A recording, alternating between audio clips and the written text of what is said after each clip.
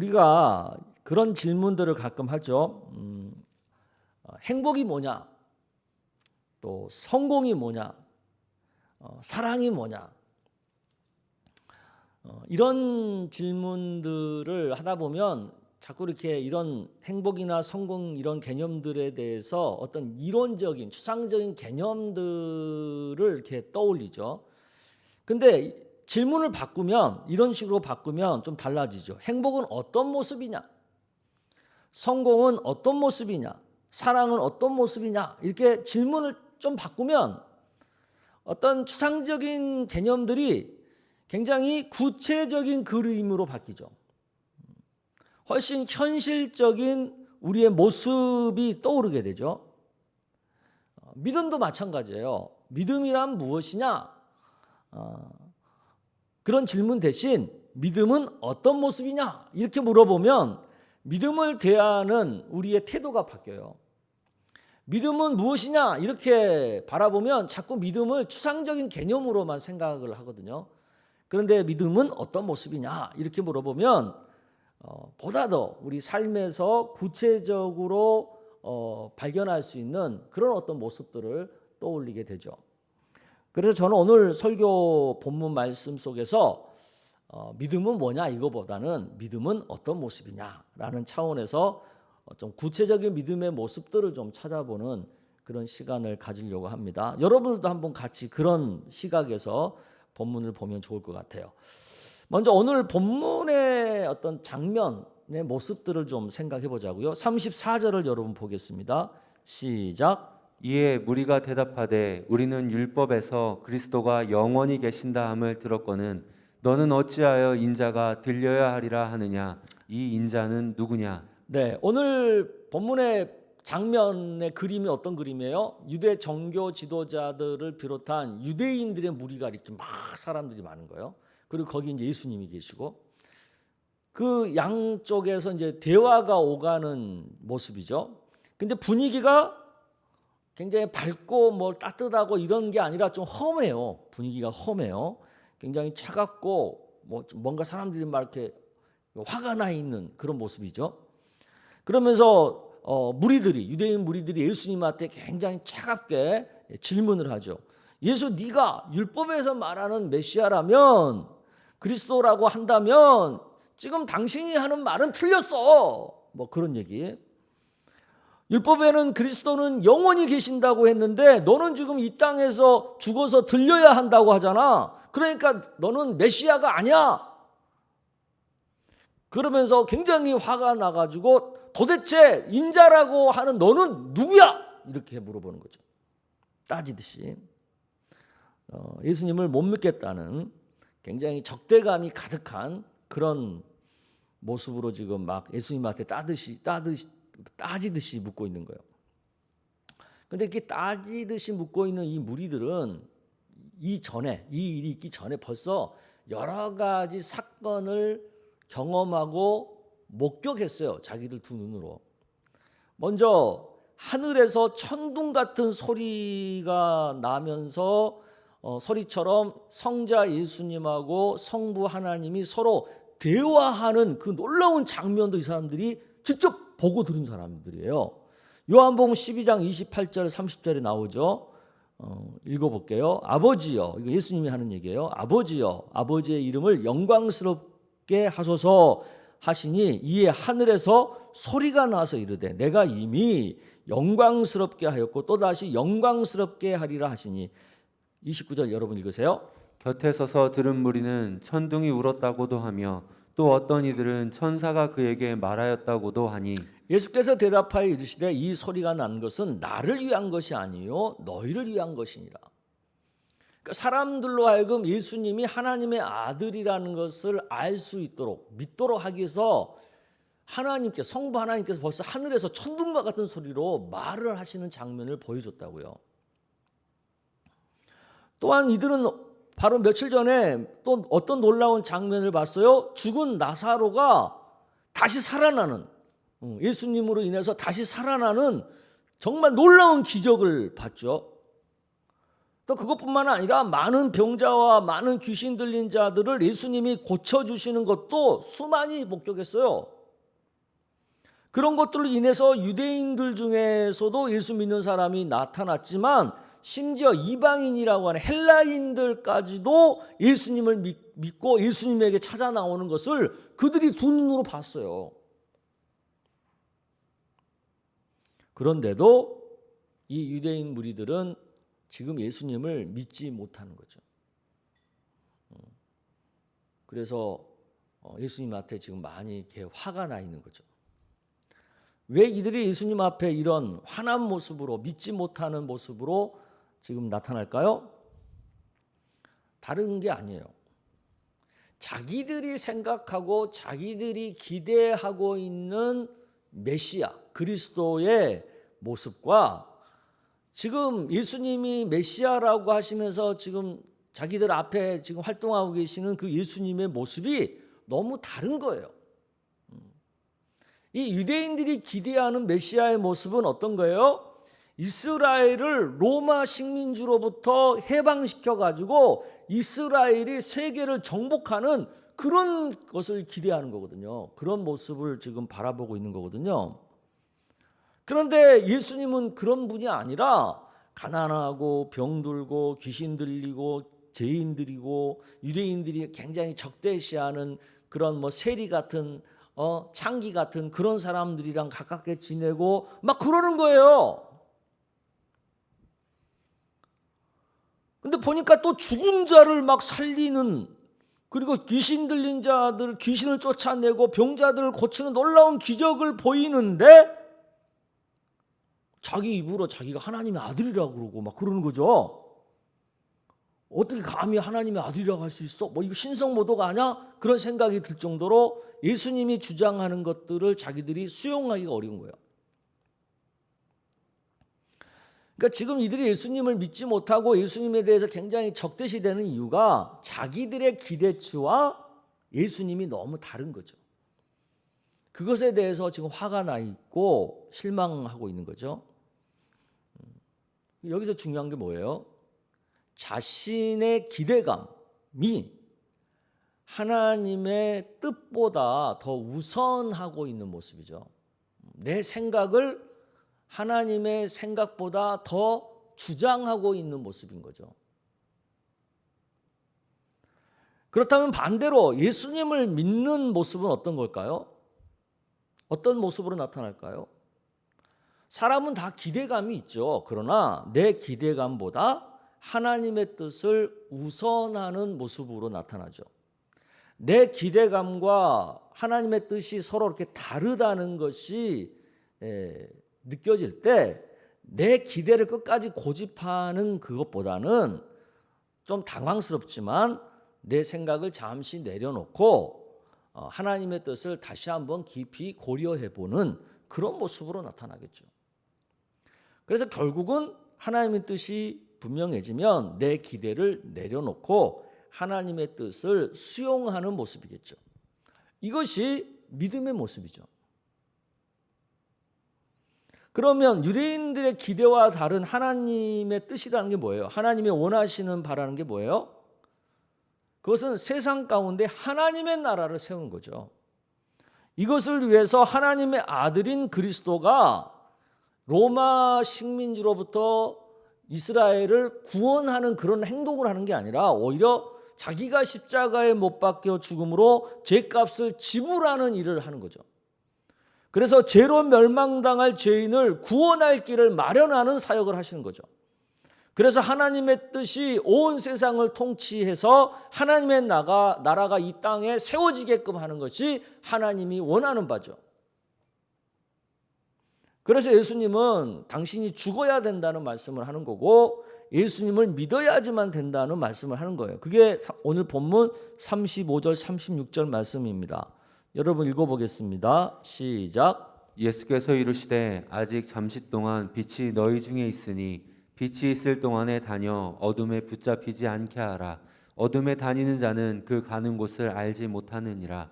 너희에게 아직 빛이 있을 동안에 빛을 믿으라. 그리하면 빛의 아들이 되리라. 네, 지금 예수님이 이 땅에 오셔가지고 유대인들 앞에 눈에 보이는 모습으로 활동하실 때 예수님을 믿고 하나님의 나라 백성이 돼야 된다라는 얘기죠. 빛을 믿으라. 그리하면 빛의 아들이 된다. 그 얘기가 바로 그 얘기예요. 그럼에도 사람들은 예수님을 믿지 못하는 거죠. 사람들이 이렇게 믿지 못하는 것에 대해서 이사야 선지자는 이미 오래전에 예언을 했어요. 이게 39절 40절의 얘기인데 그 내용을 좀 볼게요. 시작. 그들이 능히 믿지 못한 것은 이 때문이니 곧 이사야가 다시 일렀으되 그들의 눈을 멀게 하시고 그들의 마음을 완고하게 하셨으니 이는 그들로 하여금 눈으로 보고 마음으로 깨닫고 돌이켜 내게 고침을 받지 못하게 하려 함이라 하였음이더라. 이사야 선지자가 사람들이 믿지 못하는 것을 이렇게 표현하죠. 눈이 멀어서 예수님이 하시는 일을 보지 못하기 때문에. 또 아무리 보여주고 가르쳐줘도 끝까지 자기를 고집하기 때문에 받아들이지 못하는 완고한 마음 때문에 그렇다는 거죠. 그러니까 하나님의 뜻을 깊이 살펴보지도 않고 끝까지 자기 생각만 고집하는 완고함이 있다 보니까 믿지 못한다는 거죠. 그러면 반대로 믿는 자들은 어떤 거예요? 자기 생각을, 자기 기대감을 잠시 멈추고 내려놓고 깊이 하나님의 뜻을 생각해 보는 거죠. 그렇게 생각해 보다가 하나님의 뜻이 그렇구나 라고 깨달아지면 그것을 받아들이는 모습이죠. 이런 경우에요, 우리가 자식들을 키우다 보면 두 종류의 자식이 있다는 것을 우리가 알죠. 부모가 아무리 이렇게 알아듣게 설명을 해도 부모가 무슨 말하는 신경 쓰지도 않고 계속 고집 부리고 떼를 쓰는 자식이 있어요. 그죠? 또 반대로 부모가 무슨 이렇게 말을 하면 막 떼를 쓰다가도 부모가 말을 하면 잠깐 멈춰서 부모가 하는 말을 듣고 뭔가 좀 알아들을 것 같으면 끄덕끄덕하고 부모 말에 순종하는 그런 자식이 있고, 사람은요 어렸을 때 보면 알아요. 믿지 못하는 모습은요 고집스러워요. 그리고 완고해요. 반대로 믿는 자의 모습은 유연해요. 그리고 순종적이고 포용적이에요. 나는 평소에 어떤 모습이 많은지를 한번 생각해 보세요. 매사에 완고하다는 소리를 많이 듣는지, 고집스럽다는 말을 많이 듣는지, 아니면 참 유연하다, 사고가 유연하다, 남의 말을 잘 경청한다, 또 잘 이해가 되면 쉽게 설득을 당한다, 그런 말을 듣는지. 믿음의 모습이라는 건요 꼭 교회 안에서 믿습니다 믿습니다 하는 게 믿음의 모습이 아니고, 이런 생활 중에 우리의 이런 삶을 대하는 다른 사람과의 관계 속에서 나타나는 완고함이냐 유연함이냐, 이런 것으로도 표현이 되는 거예요. 오늘 본문에서 우리가 발견할 수 있는 또 다른 믿음의 모습이 있죠. 42절 43절을 여러분 읽어보겠습니다. 시작. 그러나 관리 중에도 그를 믿는 자가 많되 바리새인들 때문에 드러나게 말하지 못하니 이는 출교를 당할까 두려워함이라. 그들은 사람의 영광을 하나님의 영광보다 더 사랑하였더라. 네, 여기는 뭡니까? 이제 몰래 믿는 모습이 나오죠. 근데 이들이 왜 몰래 믿어요? 이 믿는 것 때문에 피해를 입을까 두려워서 몰래 지금 숨어 믿는 거죠. 근데 이 몰래 믿는 사람들의 모습을 성경은 어떻게 말을 합니까? 사람의 영광을 하나님의 영광보다 더 사랑하는 사람으로 말하죠. 그러니까 쉽게 말하면 하나님 때문에 내가 손해보는 것을 굉장히 꺼리는 사람, 굉장히 싫어하는 사람이라는 뜻이죠. 믿지 못하는 모습은 어떤 경우도 희생하는 것을 극도로 피하는 모습으로 나타나요. 반면에 믿는 자들의 모습은요, 그게 옳은 것이라면 기꺼이 희생도 마다하지 않는 그런 모습으로 나타나고요. 살면서 나는 이론 한 장도 손해보지 않겠다, 어떤 희생도 하지 않겠다라는 식으로 사는 사람들 있죠? 또 반대로 남을 위해 기꺼이 자신의 것을 내어놓고 희생을 아끼지 않는 그런 사람도 있고. 나 자신은 어떤 부류인가를 한번 생각해 보세요. 나는 극도로 희생을 회피하는 성향인지, 아니면 옳다고 생각되면 기꺼이 희생도 감수하는 성향인지. 믿지 못하는 모습과 믿는 모습을 가르는 경계가 있어요. 내가 믿는 자인지 믿지 못하는 자인지를 한눈에 딱 판별해 볼 수 있는 어떤 그림이 있어요. 그것이 뭔지 아세요? 그것은 내가 하나님보다 앞서 있는지 하나님보다 뒤서 있는지를 보면 알아요.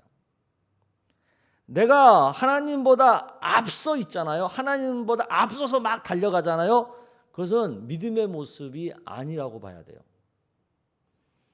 죄의 시작이 어떻게 출발했습니까? 하나님의 자리를 넘보는 것에서부터 죄가 시작되었잖아요. 하나님의 자리에 자신이 오르려는 마음을 가졌을 때 천사는 타락해서 사탄이 되었어요. 하나님과 같아지겠다는 마음으로 선악과를 따먹는 순간 아담과 하와는 타락해서 죄인이 되었어요. 하나님께서 우리 사람을 어떻게 창조하셨습니까? 다른 피조물들과는 달리 우리 사람에 대해서만큼만 하나님의 형상대로 창조했어요. 그래서 피조물들 중에서 사람이 가장 하나님을 많이 닮은 거예요. 하나님을 가장 많이 닮았기 때문에 하나님과 가장 친하게 잘 지낼 수 있는 존재가 우리 사람이에요. 반면에 또 하나님과 가장 많이 닮았기 때문에 하나님과 같아지고 싶은 욕구도 어느 피조물보다 많죠. 그래서 같아지겠다고 하는 순간 타락이 되는 거예요.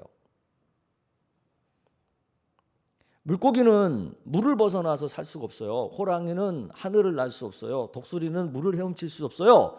그런데 사람은요, 도구를 발명해가지고 물속에도 들어갈 수 있고 하늘도 날 수 있고 호랑이보다 더 빨리 달릴 수도 있어요. 여러분, 이게 왜 가능하다고 생각하세요? 우리가 하나님을 닮아서 다른 피조물보다 뛰어난 능력을 가졌기 때문이에요. 그런데 이것을 어떤 사람은 다 이렇게 생각하죠. 사람이 가장 진화가 많이 돼가지고 이런 능력을 갖게 되었다고 생각하죠. 그래서 하나님의 존재 자체를 부인하고 내가 제일 진화가 잘 돼서 제일 능력이 많으니까 내 마음대로 사는 것이 진정한 자유이고 진정한 인간의 능력이다, 이렇게 생각하는 사람도 있잖아요. 이처럼 지금 세상은 크게 두 가치관으로 갈려 있어요. 하나는 하나님 중심으로 세상을 바라보는 신본주의의 가치관이고, 또 하나는 사람 중심으로 세상을 바라보는 인본주의의 가치관이죠. 신본주의는 하나님을 앞세우는 삶이고, 인본주의는 내가 앞서가는 삶이죠. 믿음은 매사에 하나님을 앞세우는 모습으로 나타나고, 불신은 내가 하나님을 부인하고 내가 주체가 돼서 앞서는 삶으로 나타나죠. 내 삶의 1순위가 뭐죠? 요즘 반려견이나 반려묘를 키우는 분들이 계시는데 의외로 그런 분들이 그런 반려견을 자기 삶의 1순위로 삼고 사는 분도 있더라고요. 또 어떤 분은 자녀가 1순위고 뭐 부모가 1순위고 배우자가 1순위고 일이 1순위고 저마다 1순위가 달라요. 근데 믿는 자들의 믿음의 모습은요, 하나님을 1순위로 삼고 사는 거예요. 내가 아무리 소중하게 생각하는 것도 하나님보다 앞세우진 않아요. 이 우선순위를 분명하게 하는 것이 믿음의 모습입니다. 하나님을 1순위로 하고 나머지에 대해서 순서 결정은 우리 마음대로 할 수 있도록 하나님이 자유를 정해 주셨어요. 대신 하나님을 1순위로 삼는 요 경계만큼은 잘 지키고 살라는 거죠. 그게 믿음이라는 거죠, 성경은. 아름다운 믿음의 모습은 가장 앞자리, 가장 높은 자리는 하나님의 자리로 인정해 드리는 거예요. 겸손이라는 게 뭐겠어요? 나는 하나님 아래, 그리고 하나님 뒤에 있는 것, 그것을 인정하고 받아들이는 것, 그게 겸손이죠. 행복이라는 게 뭐겠어요? 이런 경계 안에, 이런 순서 안에서 누리는 자유, 그것이 성경이 말하는 행복이죠. 그런데 이 순위에 만족하지 못하고 기어이 내가 1순위의 자리를 올라가는 순간, 그것이 죄가 되고 그것이 타락이 된다는 것을 우리가 알아야 됩니다. 자기가 1순위라고 생각하니까 마음이 완고해지는 거예요. 내가 1순위라고 생각하니까 어떤 희생도 하지 않으려고 하는 거예요. 1순위 자리를 하나님께 내어드리면요, 우리는 유연해져요. 왜? 하나님이 모든 것을 합력하여 선을 이루시는 분이라는 것을 알기 때문에 모든 것을 유연하게 포용적으로 너그럽게 대할 수가 있어요. 그리고 하나님을 1순위로 여기면 그 하나님 때문에 내가 손해보는 거, 내가 좀 희생해야 되는 거에 대해서 그렇게 애석하지 않아요. 그렇게 아깝지 않다고요. 다시 한번 정리를 해보면, 창조자 하나님을 인정하고 창조주 하나님이 정해 주신 경계와 우선순위에 만족하면서 그 안에 사는 것, 그 안에서 사는 것, 그것이 신본주의입니다. 그게 믿음의 모습이죠. 반면에 하나님을 창조주로 인정하지 않고 내가 1순위가 되어서 내 인생의 주도권을 내 맘대로 하고 사는 것, 그게 인본주의고 그것은 믿지 못하는 모습이죠. 내 삶은 지금 어떤 모습에 가깝다고 생각하십니까? 내가 1순위가 되어 사는 것, 그것이 어떤 구속도 없이 마음껏 자유를 누리는 것이라고 생각하십니까? 그것이 멋진 인생이라고 생각하십니까? 그럴 수 있어요. 하지만 현실은 꼭 그렇지는 않죠. 땅에 살아야 되는 호랑이가 물속에서 살면 어떨까요? 물속에서 살아야 할 물고기가 땅 위에 올라와서 살게 되면 어떻게 될까요? 처음에는 굉장히 대단해 보이겠죠. 우와! 호랑이가 물속에 들어가서 사네. 우와! 저 호랑이 짱이네. 우와! 물고기가 어떻게 육지에 올라와서 저렇게 퍼덕퍼덕거리면서 살고 있지? 이야! 저 물고기 엄청나네. 그럴 수 있죠. 그런데 얼마 못 가서 고통이 찾아오고 결국은 죽게 되죠. 우리도 마찬가지입니다. 하나님께서 정해주신 경계와 순위를 벗어나서 살면 처음에는 그것이 되게 멋져 보일 수가 있어요. 내가 되게 능력자인 것처럼 여겨질 수도 있고 내가 진정한 자유인인 것처럼 느낄 수도 있어요. 그런데 얼마 못 가서 삶의 고통이 찾아오죠. 성경은 그것을 가리켜서 멸망의 길이라고 하죠. 반면에 하나님을 1순위로 하고 살면 그 하나님이 정해준 경계 안에서 마음껏 자유를 누리는 거죠. 그 경계 안에서만큼은 마음껏 하고 싶은 거 다 하면서 사는 거죠. 성경은 이것을 영생이라고 말하는 거예요. 스스로에게 질문을 한번 해보세요. 나는 어떤 모습을 가진 자인지, 그 경계 안에서 만족하고 사는 것을 추구하는 인생인지, 아니면 그 경계까지도 뛰어넘어서 내 마음껏 하고 싶어 하는 그런 부류의 사람인지. 하나님이 내 앞에 가시고 나는 그 뒤를 기쁘게 따르는 자의 삶인지, 아니면 내 앞에 누구도 서 있는 꼴을 못 보고 꼭 내가 앞에 가서 살아야지만 만족하는 그런 성향의 삶을 살고 있는지. 이런 질문 앞에서 여러분의 지적인 또 정적인 의지적인 모든 것들을 동원해서 진지하게 답을 찾아보세요. 그리고 어떤 것이 믿음의 모습인지 한번 생각해 보시고, 나는 지금 믿음의 모습을 갖고 인생을 사는지 아니면 믿지 못하는 자의 모습을 갖고 인생을 살면서 교회 다니니까 믿음으로 산다고 착각하고 있지 않은지. 오늘 이런 것들을 여러분 좀 생각을 해보셨으면 좋겠어요. 특히 우리 다음 세대 우리 자녀들 믿는다는 것이 어떤 의미인지, 믿는 자의 모습이 어떤 모습이어야 하는지 이것들을 깊이 생각해보는 은혜가 있기를 주의 이름으로 축복합니다.